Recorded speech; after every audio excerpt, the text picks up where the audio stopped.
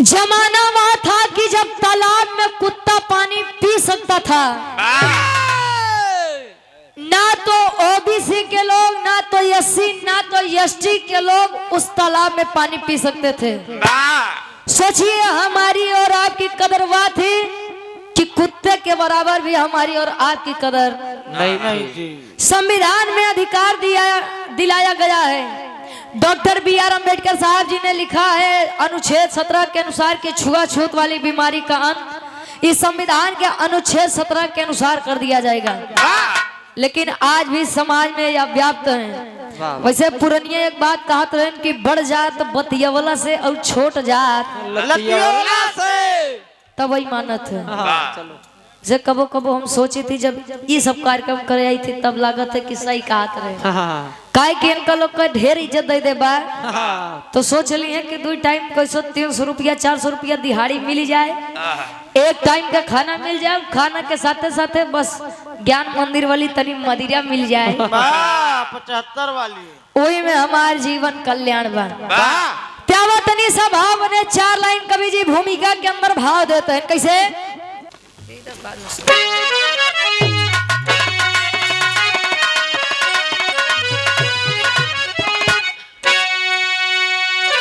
अब समरी यार राम रे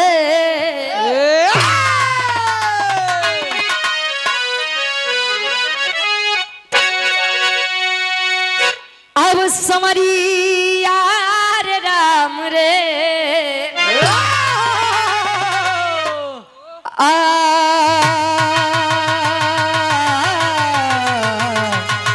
भोले बाबा जोगिया हो रहा।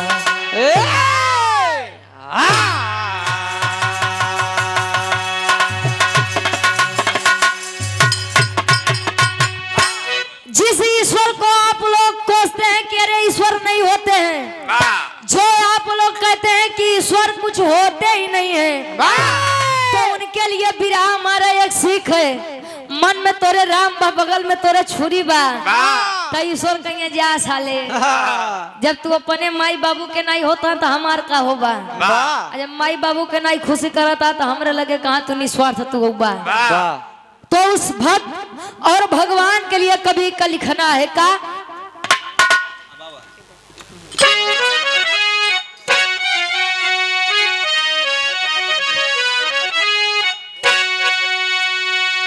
अरे जाति ईश्वर ने जग में बनाई नहीं, जाति मनुवादियों की यहाँ चाल है। जाति से कोई छोटा बड़ा है नहीं, रक्त सबका वही सब वही खाल है। जन्म से जाति होती नहीं थी यहाँ, कर्म से जातियां सच्चा ये हाल है।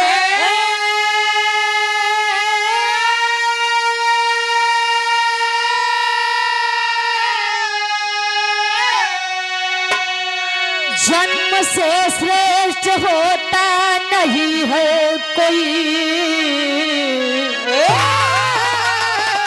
कर्म गर्वित है करता मनुष्य छाल को।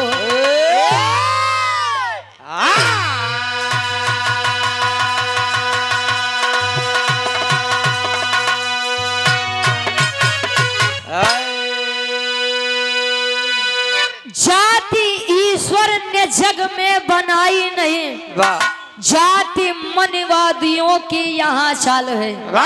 पहले के समय में जाति कामों के आधार पर बांट दी जाती थी। जैसे लोग संत शिरोमणि गुरु जी को चमार शब्द कह के संबोधित करते हैं। तो मैं एक बात आप सभी को बता दूं, संसार में कोई भी व्यक्ति हो लेकिन वो चमार ही है। चमार इसलिए है क्योंकि चा से होता है चमड़ा, मां से होता है मांस और रा से होता है रक्त। इन तीनों के बगैर चाहे उच्च जाति के इंसान हो चाहे नीचे जाति के आदमी हो, किसी का भी संपूर्ण रूप से खाल नहीं तैयार बा। गुरुजी पहले के लोग काम करें, केहू कथा कहे तो के पंडित कह दे, केहू बर्तन बनावत बा तो के का कहे ठठेरा है, केहू चमड़ा के जूता बनावे, चमड़ा से संबंधित कोनो काम करे तो ओके लोग चमार कह दे।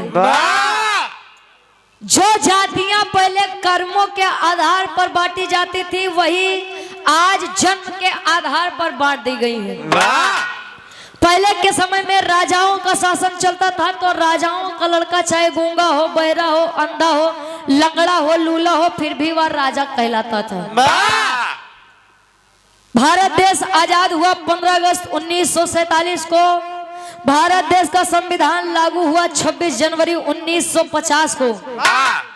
तो हमारे समाज में, हमारे भारत देश में लोकतंत्र आया। लोकतंत्र का मतलब होता है कि जनता का शासन स्वतंत्र रूप से, आप लोग यहाँ पर बैठे हैं और हम बिरहा गा रहे हैं तो ये लोकतंत्र की देन है। जहाँ पर सरकार से जनता डरती है वहां पर तानाशाही सरकार होती है, और जहां पर सरकार जनता से डरती है वहां पर स्वतंत्रता होती है। लेकिन हमका तो नहीं लागत बा कि आज के समय में कोनो स्वतंत्रता बा। सोना के दाम देखा था इतना दिन पर दिन महंगा हो जात बा। गरीब घर के इंसान कैसे शादी करी बा।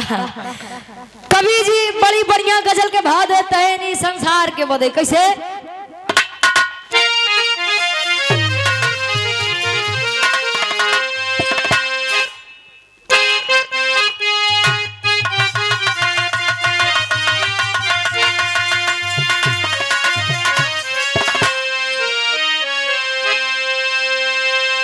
अरे जिंदगी में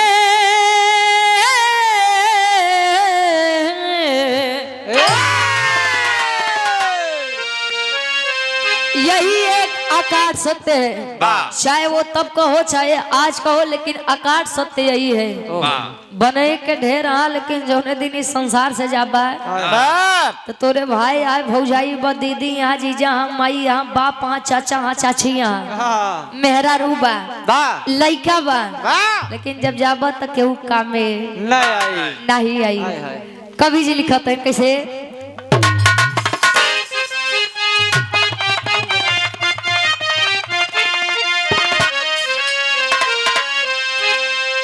अरे जिंदगी में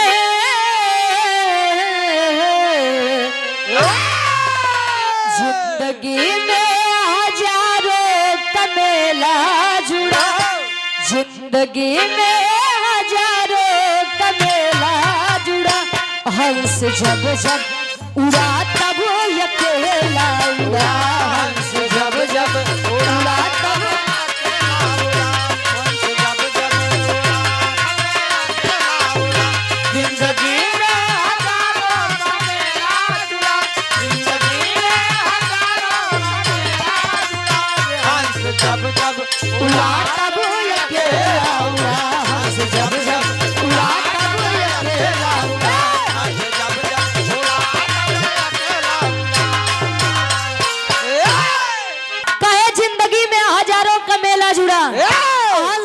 जब उड़ा तब अकेला उड़ा, अकेला उड़ा।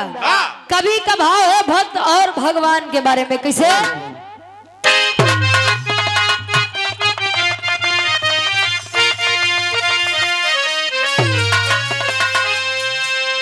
अरे भक्त परी जब भी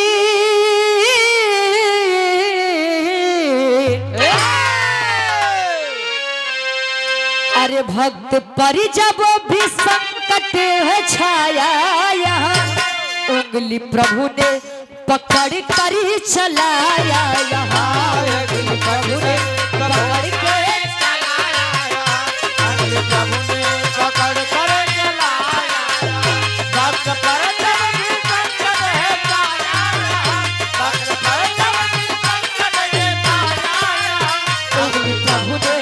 पकड़ के चलाया यहाँ उंगली प्रभु ने पकड़ के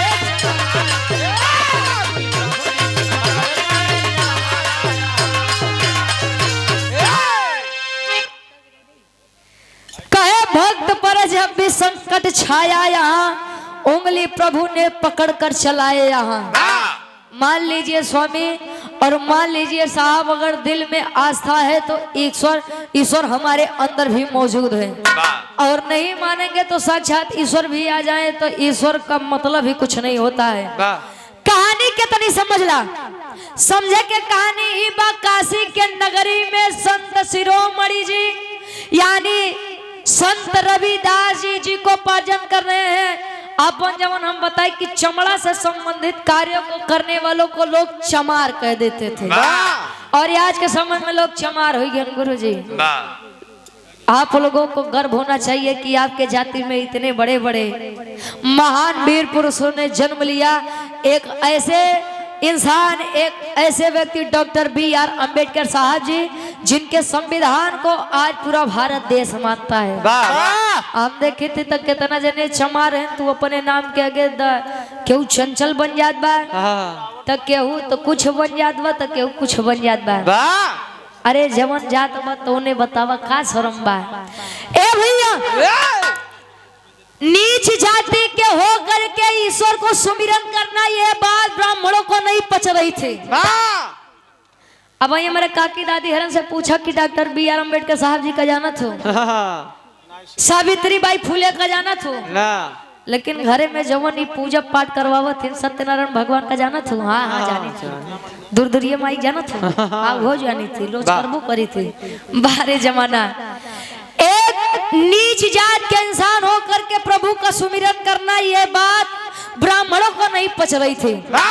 और वहीं के राजा, काशी के राजा दरबार में बैठे हैं, तले ब्राह्मणों ने शिकायत करी कि अरे साहब, एक नीच जाति का, चमार जाति का इंसान होकर के रोज प्रभु का सुमिरन करता है साला।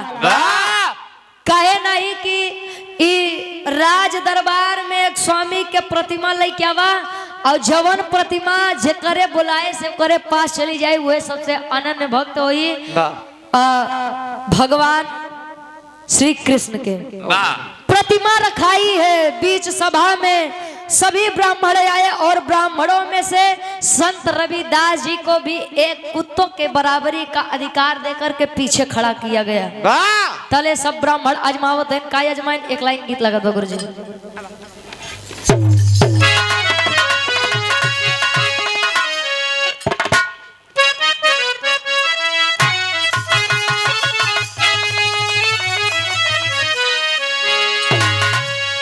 राजा काशी नरेश के दरवाजे पर श्री हरि यानी भगवान श्री कृष्ण की प्रतिमा रखी गई है।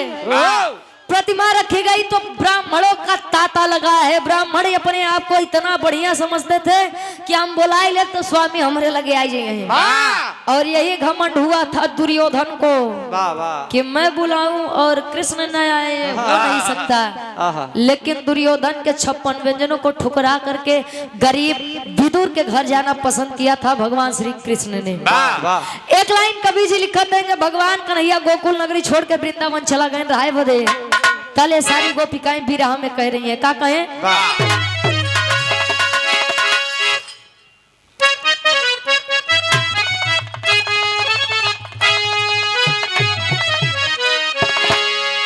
अरे तो प्रभु आप बसो वृंदावन में,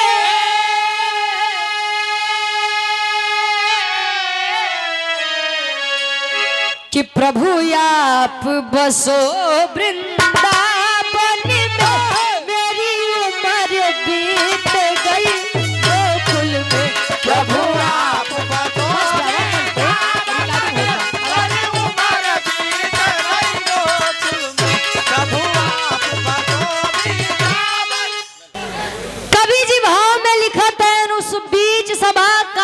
नगरी में राजा काशी नरेश के दरबार में मूर्ति का आयोजन रखा गया। तले होता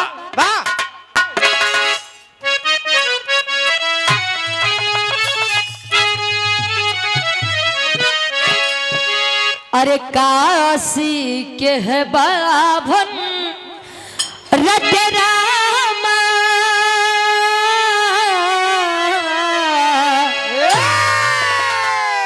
अरे काशी के है बाभन रट रामा, मूरत नाटस से मशहूर काशी के बाभन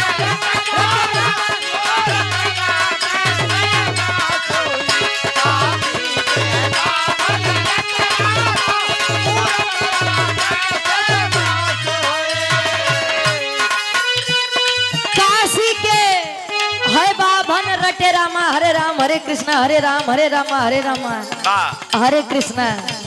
क्यों माला टेरत बा कन्हैया आवा लाज बचावा। आ यार जपत है ना यार, सोचते हैं कि अगर राजा साहब के सामने मूर्ति नहीं आए तो जान ला राजा बड़ी मार मारी। आवा स्वामी आवा, आवा इज्जत बचावा स्वामी, आवा आवा स्वामी। जब बीत गया है समय ज्यादा,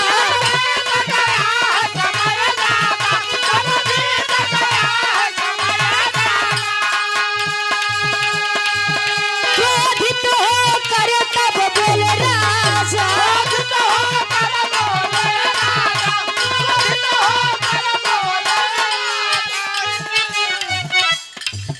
क्रोधित होकर के बोले राजा। तब अब बंद करो अपना ड्रामा,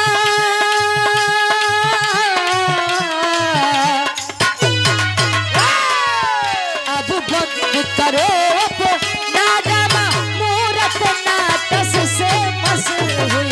अब बात करो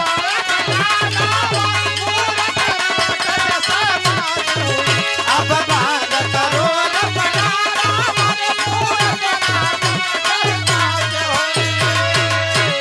कहे जब बीत गया समय ज्यादा, जितने ब्राह्मण वर्ग के लोग हैं सभी लोग स्वीकार रहे हैं स्वामी आ जाइए।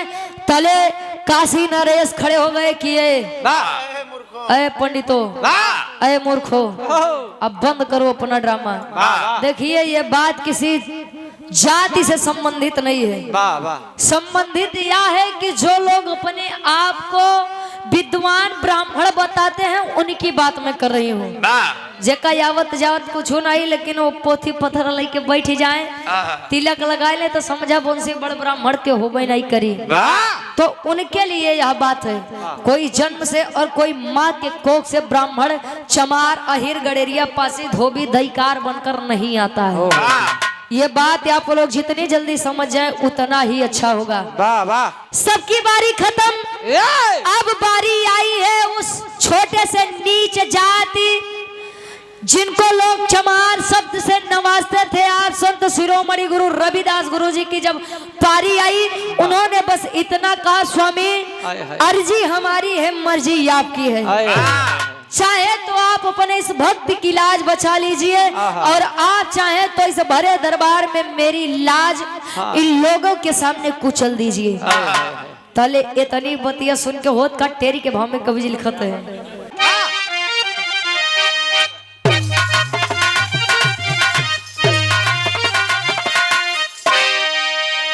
अरे भक्ति की शक्ति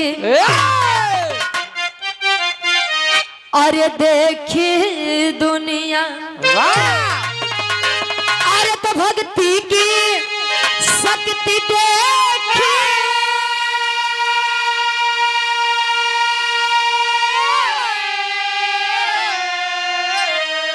अरे तो भक्ति की शक्ति देखी दुनिया, तो भक्त हंसकर से दे जग की सभी चुनौती।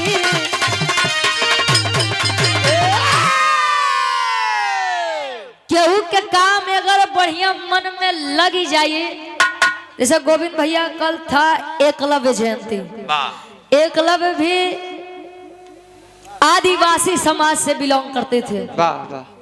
गुरु द्रोणाचार्य जी के पास गए थे शिक्षा दीक्षा लेने के लिए कि मैं इन बेजुबान जानवरों की रक्षा कर सकूं, मुझे इतनी ज्ञान दे दीजिए धनुष विद्या के बारे में। तो गुरु द्रोणाचार्य जी ने एक बात कहा कि मैं तुम जैसे अछूतों को शिक्षा और दीक्षा नहीं देता। मैं केवल क्षत्रिय वंश के लोगों को शिक्षा और दीक्षा दूंगा। उन्होंने बाहर लगन बाहर समय उन्होंने मूर्त बनाई और मूर्त बना करके शिक्षा और दीक्षा ग्रहण किया। और जब यह बात अर्जुन जी को पता चली तो बर्दाश्त नहीं हुआ, तो गुरु द्रोणाचार्य जी उनका एक अंगूठा मांग लिए, इसलिए क्योंकि वो नीच समाज का था, वो ऊपर ना उठ सके।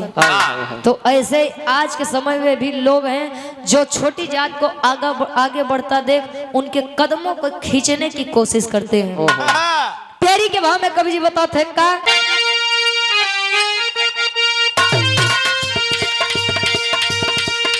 यही बात हुई है शिरोमणि गुरुजी रविदास जी की, चाहे तब बचाई लेबा आ चाहे तब बेइज्जती करवाई लेबा। तले होत का उ बेजवार मूरत कन्हैया जी के मूरत तब तक हलचल मचत बा। कैसे मूरत चल कर पास गई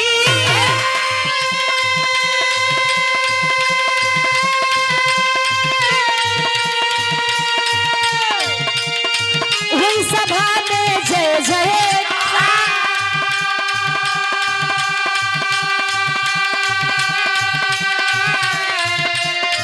सत्य भक्त है रविदास जी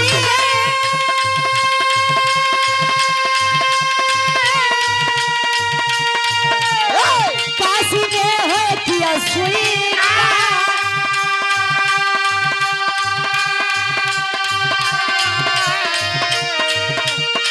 राणा सांग की बहू मीरा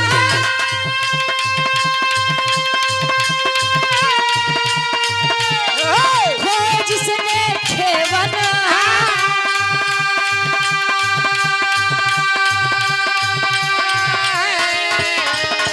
सुनी प्रसिद्धि रविदास की, सुनी प्रसिद्धि रविदास की, चल कर आई है तब द्वार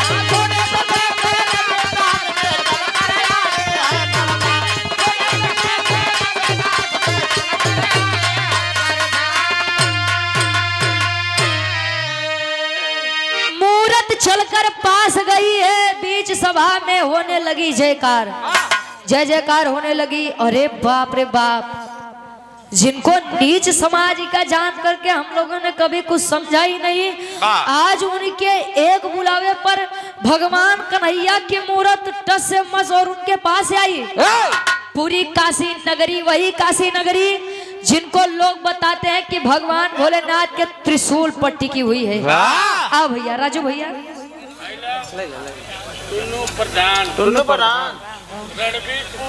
टुन्नू प्रधान जी रणवीरपुर मऊ से 100 रुपया। अरे वाह, परफेक्ट एकदम VIP आदमी है।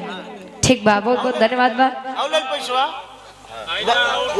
हाँ जरूर दे, एक बार में दे देता।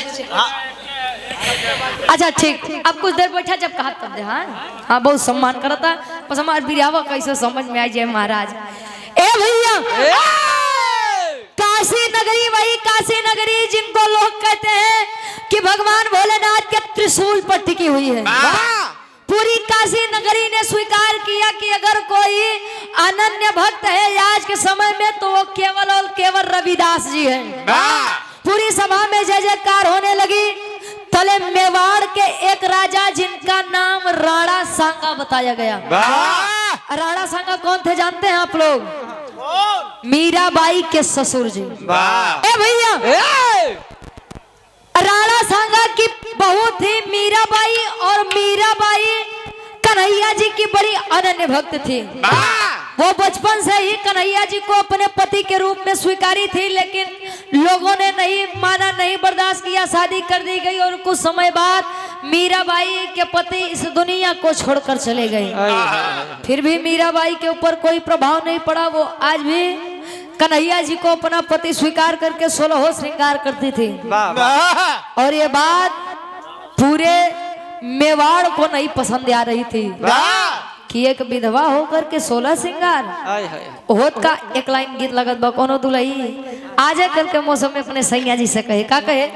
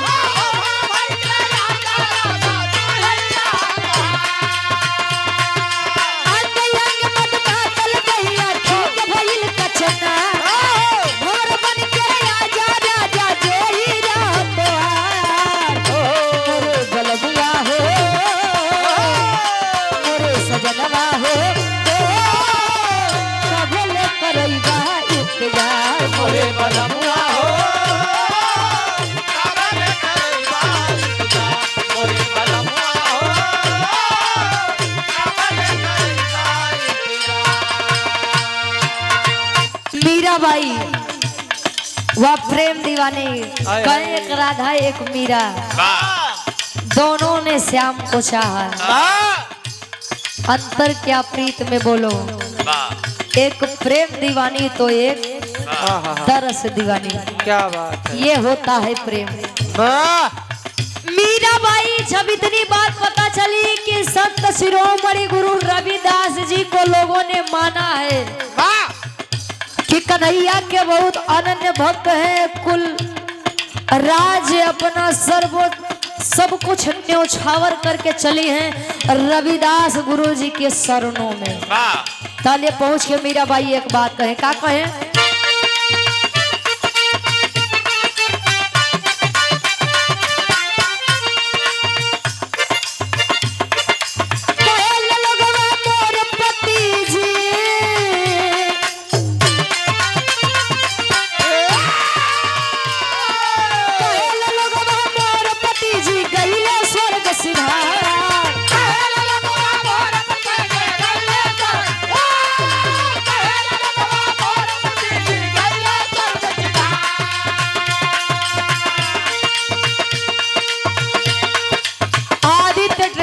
डेली बस सर्विस यानी आदित्य बस के मलिकार साहब, बड़े भाई आप सुनिए सिंह जी, हमारे गार्जियन जी 500 रुपए आशीर्वाद के चारे के बच्चे अपनी कला में कामयाब रहे। और आप अरविंद दास जी महाराज रूपवार भगवानपुर बलिया की पावन सजमी से ये 100 रुपए आशीर्वाद के चारे के हम बच्चे अपनी कला में कामयाब रहे। कहे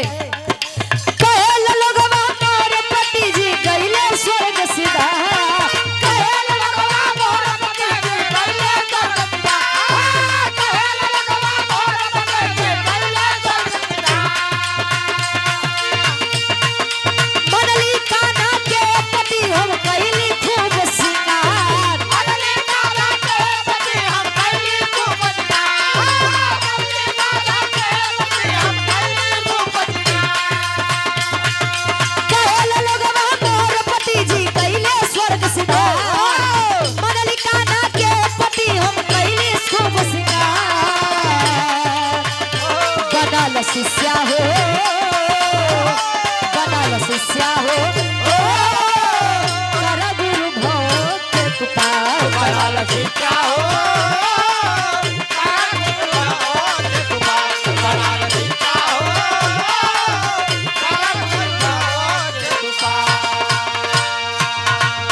मीराबाई आई है मेवाड़ को छोड़ करके संत शिरोमणि रविदास गुरु के पास। गुरु जी को अपनी दशा बताते हैं कि गुरु जी क्या किसी को मन ही मन प्रेम करना यह गुनाह है? क्या प्रेम की परिभाषा केवल तन का मिलन ही होता है? आए हाय हाय। मतलब कि मैंने जब से अपना होश संभाला है तब से मैंने कन्हैया को अपना पति स्वीकारा है। मेरी शादी जबरदस्ती करा दी गई और मेरे पति लोग कहते हैं इस संसार को छोड़कर चले गए। अरे मैं कैसे मान लूं मेरे पति मुझे छोड़कर चले गए? आज तक कभी मेरे पति मुझे मिलने ही नहीं आए, तो मैं कैसे मान लूं कि मेरे पति मुझे इस संसार में छोड़कर अकेला चले गए? रविदास जी समझ गए, ओहो ये प्रेम तो कुछ अलग ही है। तले उपाय बतावत है, का बतावे?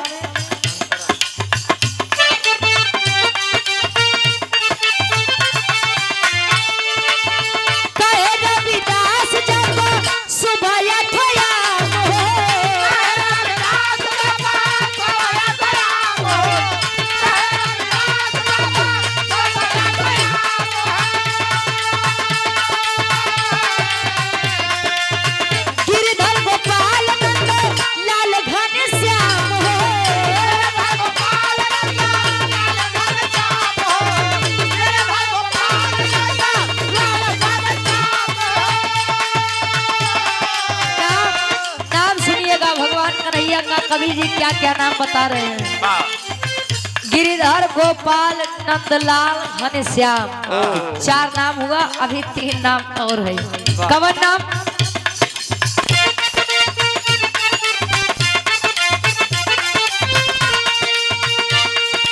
नटनागर, नटकटली,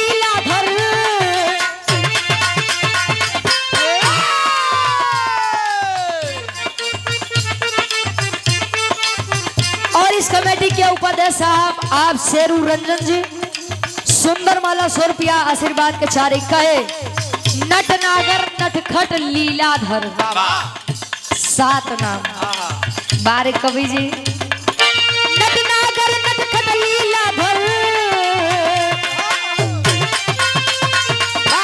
बेटा मैं किसी की नैया भाव से पार नहीं कर सकता बाबा। चलाने वाला एक है, नचाने वाला एक है, नैया में लाने वाला एक है और नैया से पार कराने वाला भी एक है। और वो कौन है? नटनागर नटखट लीलाधर करती है उद्धार।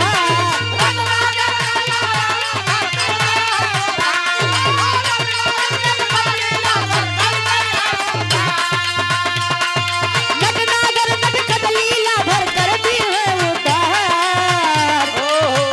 बदल शिष्या हो, बदल शिष्या हो, गुरुवर करा तू बेड़ा पार। बदल शिष्या हो, कहे नटनागर नटखट लीलाधर कर दी है उद्धार। उन्हीं का नाम रटो, उन्हीं का जाप करो बेटा, नैया अपने आप भाव से पार हो जाएगी। ये मैं नहीं, अपना इतिहास कहता है कि किसी को सच्चे दिल से पुकारो तो वो आता जरूर है। लोग एक बात कहते हैं साहब कि जब कोई इंसान इस दुनिया से विदा हो जाता है यानी संसार को छोड़कर चला जाता है तो हमें सपने में दिखाई देता है। हाय हाय हाय। वो सपने में हमसे भेंट करने आता है, इसलिए क्योंकि हम उसे सच्चे दिल से मानते हैं और सच्चे दिल से याद करते हैं।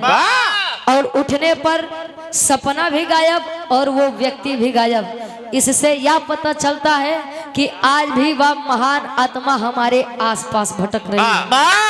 अरे भैया, मीराबाई रविदास जी की बातों को अमल कर रही हैं, अपने मेवाड़ नगरी राणा सांगा के दरवाजे फिर से लौटी हैं और उनके साथ प्रताड़ना हो रही है, उन्हें प्रताड़ित कर दिया जाता है। हाय हाय हाय। कोने कोने चीज से आखिरी गीत बा और यूट्यूब पे ये गीत हमारी आवाज में बड़ा वायरल बा, बड़ा प्यार दुलारी आप लोग देखा कैसे।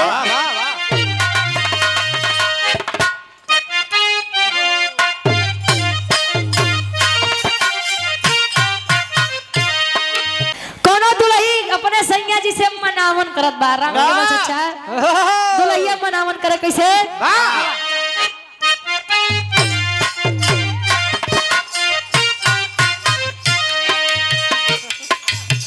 राजा हो तो है कैसे मनाई, राजा हो तो है कैसे मनाई, राजा हो तो है कैसे मनाई।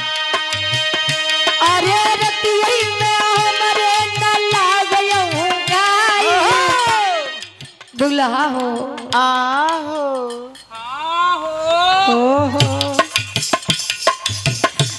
बात के अन्यथा मत ले जाएगी, आत्मा रूपी दुल्हन और परमात्मा रूपी दुल्हा के वर्णन बा। या केतनो दाढ़ी मोछ रखोबा, केतनो लंबा दाढ़ी मोछ रखोबा, उहाँ खातिर सबको दुल्हने यहाँ दुल्ही नहीं हो, दुल्हन सबका पिया एक। कौन वाली पिया? 75 वाली। अब एक जने खराब होता तो सब लोग तो ली। अच्छा नहीं पता बा तुमसे पूछला ए वो पिया नहीं यार, पिया का मतलब परमेश्वर परमात्मा। अरे रतियै में हमरे न लागयौ गाई, दुल्हा हो तो है कैसे मनाई, दुल्हा हो तो है कैसे मनाई, दुल्हा हो तो है कैसे मनाई। अरे रतिया में हमरे न लागयौ गाई, राजा हो तो है कैसे मनाई, राजा हो तो है कैसे मनाई। कहे राजा हो तो है कैसे मनाई, और रतिया में हमारे न लागे भाई। जले उस दूल्हा और दुल्हन का मिलन हो जाएगा गुरुजी, तो कोनो दुल्हा दुल्ही के जरूरत नहीं पड़ी।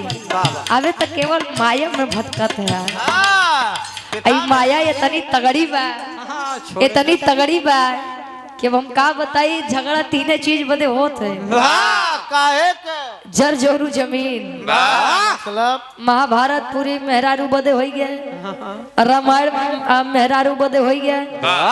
आज के समय में तो हर घरे महाभारत बनी गया। वो तो 18 दिन में शांत हो गई रही वाली, तो हमका नहीं लगत पूरी जीवन शांत हुई। कवि जी भाव में लिखत है, मीराबाई के साथ हो रहा है उस मेवाड़ के सजनी पर, राणा सांगा जी के दरवाजे पर।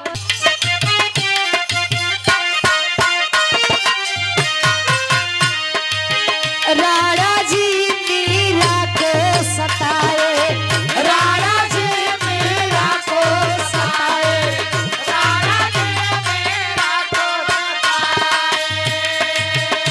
अरे दूधवा मिला के,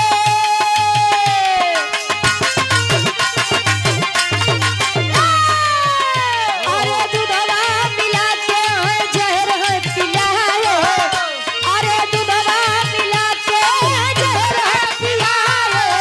राणा जी मीरा को सताए, राणा जी मीरा को सताए, राणा जी मीरा को सताए।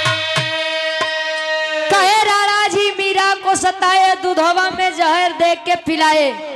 कभी दूध में जहर मिला के पिला देते हैं, तो कहीं पुष्प के उस पहले के लोग एक छोटा से लेके चले तो को लोग अपने तरफ डोलची का है, छोट से राज टोकरी रहा है,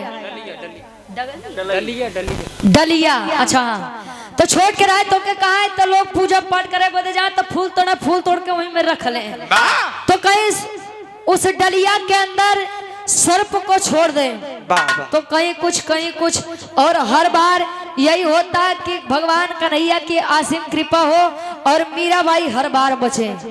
राणा सांगा भी हार मान गए कि है लड़की, मैंने तुझे मारने की इतनी कोशिश की, तेरे साथ आखिर गलत होता क्यों नहीं है।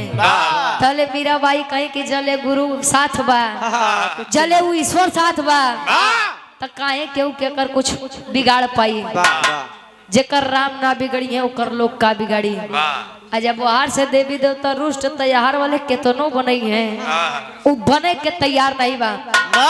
आखिर संत शिरोमणि रविदास गुरु की अंतिम विदाई संसार से कैसे हुई, किस कारण से हुई, पापट के भाव में कवि जी प्रमाण देते हैं का।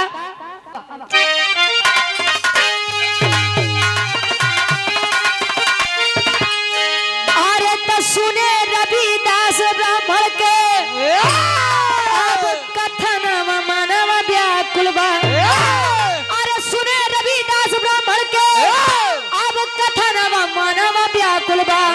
लिए कटारी मार देते छाना मानव व्याकुल बा।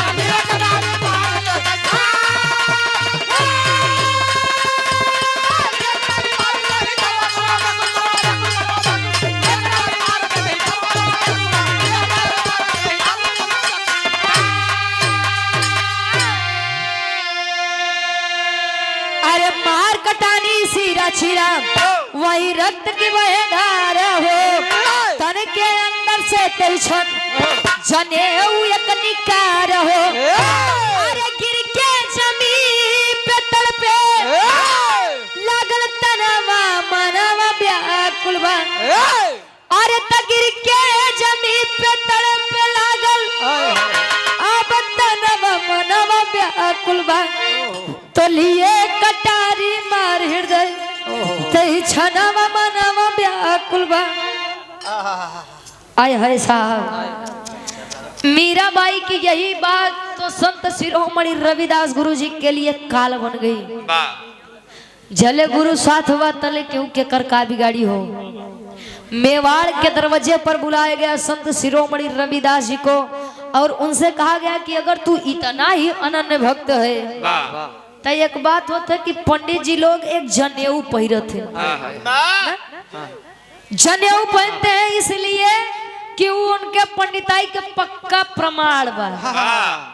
कहे कि अगर काशी के लोगों ने तुझे बड़ा भक्त माना है तो बता तेरी जनेऊ कहाँ है।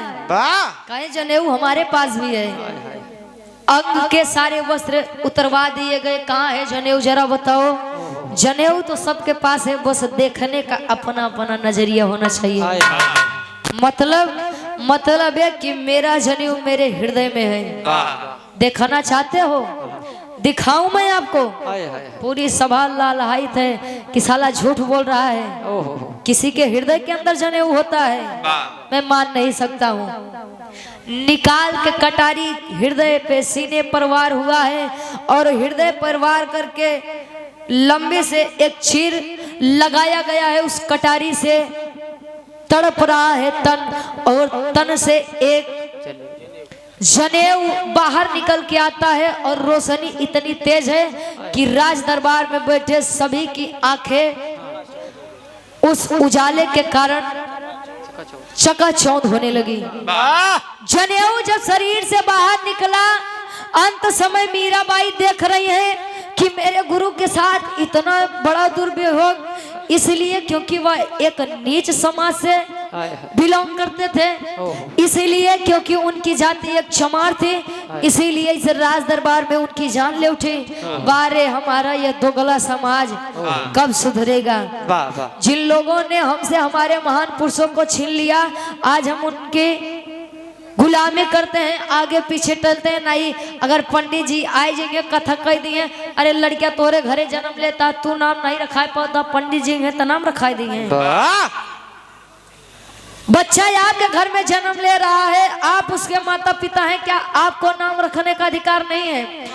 पंडितन में जकर नाम हो रमा शंकर, रवि शंकर, दान बहादुर, श्याम बहादुर, यही नीच जाति में अगर नाम पड़ जाए तो केहू के नाम भगेलू, केहू के नाम घुरहू, वाह ना मंगरू, वाह क्यों नाम खिताऊ, ये नामकरण करते हैं वो लोग आकर के। और उन लोगों को भी आप वो लोग बुला कर कहते हैं कि हमारे लइकवा के नामकरण कर दे। हाय कब जागोगे साहब? तब जगबा, जले सब लेके चला जाएंगे तब जाग जाइए।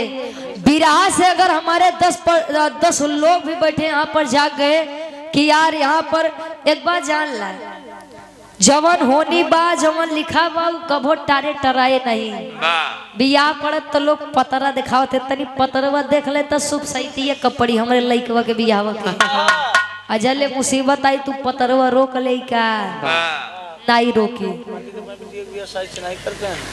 यहाँ पर हमारे समाज के लोग कहते हैं कि हम रोटी और बेटी का सौदा नहीं कर पाएंगे।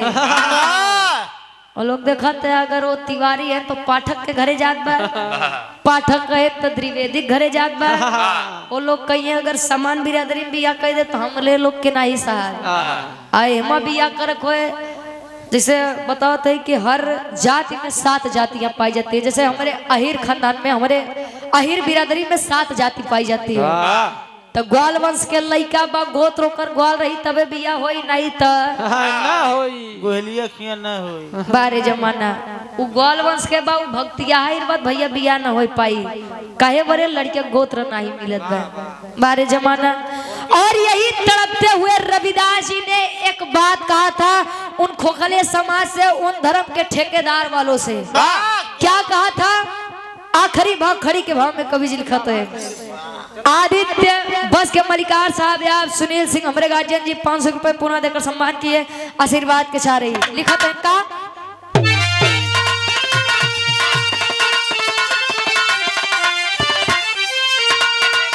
अरे तो जाति धर्म के चश्मा अब उतार भैया, अरे तो जाति धर्म के चश्मा अब उतार भैया, तब मानवता से देशवा के संवारा भैया।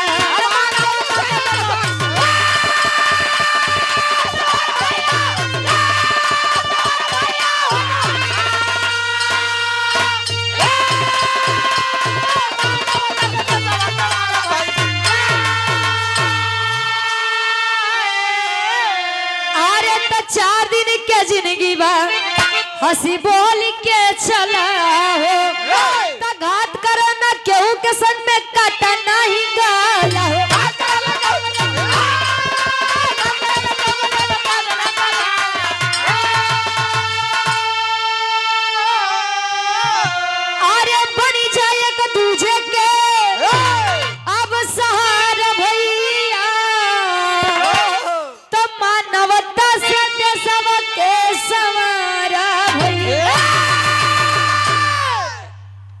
आज के समय में लोग गाय को अपनी माता कहते हैं कि गौ माता ही हमारा।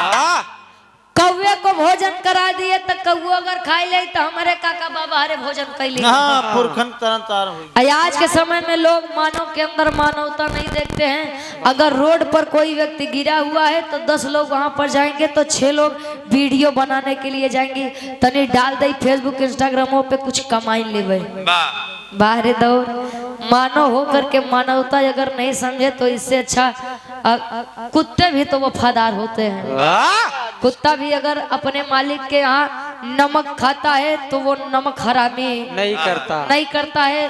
वो भी अगर दरवाजे पर कोई अनदेखा इंसान आ गए तो वो भी भौंक के जगाता है कि साहब कोई आ गया है, आप उठ जाइए। क्या हम और आप एक कुत्ते से भी गए गुजरे हैं? जले माई बाबू पलिए ठीक बा, अब माई बाबू तनी सा छोटका के ज्यादा दे दिए तब माई बाबू अब वही के मर हमारे के मत आया। देवी देवता के मूर्ति के आगे 56 प्रकार के व्यंजन, अब माई बाबू तरसा एक रोटी बिना के लइकवा हमार दे दे तब पेट भर जाए। सोच बदलिए, समाज अपने आप बदल जाएगा। जो संविधान डॉक्टर BR अम्बेडकर साहब जी ने लिखा है वही संविधान कोई उच्च जाति का इंसान लिखता तो आज उसी संविधान की लोग पूजा करते हैं। और आज लोग बाबा साहब की मूर्तियों को तोड़ते हैं। क्यों? क्योंकि नीच जाति होकर के उनका लिखा संविधान पूरे देश में कैसे चल सकता है। समझिए अपने अधिकारों को, नहीं तो फिर वही जमाना ही जेमा गले में हांडी या कमर में झाड़ू लटका के टहरबा तो केहू देखब नहीं पसंद करी। जागिए आप लोग। आखिरी में खानदान के परिचय फिर हमारे चाचा के नंबर रही। गुरु बिहारी गुरु गणेश गुरु रामलाल बर्बाद।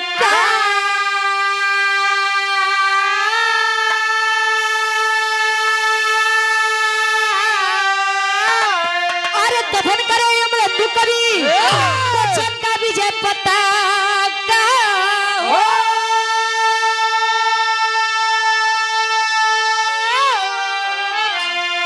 अरे भक्ति की शक्ति देखी दुनिया यादव रुचि के मैहर वाली में अनुरूपी भक्ति की शक्ति देखी दुनिया।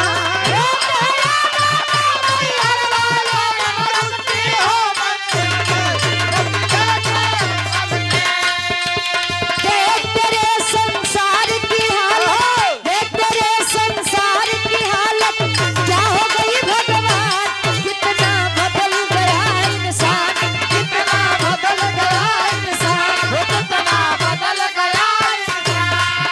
पहले के लोग घरे आ जाए दरवाजे आ जाए तो लोग नमस्ते प्रणाम करके बैठावे, पानी वगैरह पियाई के पूछो भैया कोनो काम बका। आज के लोग पूछो बस भैया खाए क्या यहाँ की जाए बात खाबा। बारे जमाना देखिए वो सब वही है लेकिन मानव में परिवर्तन हो गया है।